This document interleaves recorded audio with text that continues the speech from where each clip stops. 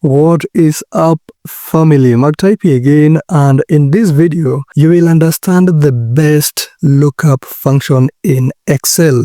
I'm talking about XLOOKUP function. Recall the VLOOKUP video, and VLOOKUP failed to look up for Alice and return her corresponding salary. And the excuse was that this column where Alice is found is not the leftmost column in that table, and so XLOOKUP has come to our rescue. XLOOK. Let's check the description. It searches a range or an array for a match and returns the corresponding item from a second range or array. What that means is give it that lookup value which is in a given array or range, and then also give it the return array from where to return the corresponding value, and it will do it. By default, an exact match is used. Do you remember the problem with VLOOKUP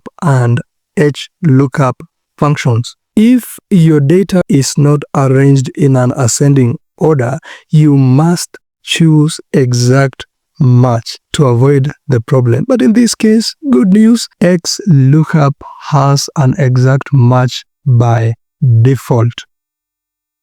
So we are looking for Alice, and that lookup array is that one, and the return array is the salaries. That is enough. And we have it. Can we obtain the year of a given employee ID? XLOOKUP. We are looking for this employee ID, and that is the lookup array, and the return array is this one, and that is enough.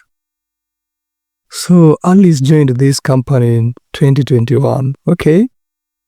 Can we get the department using salary as our lookup value?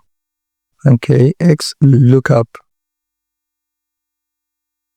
The salary of Alice is this one, and it is in this array, that is the lookup array. The return array is the department, so we can choose the return array there.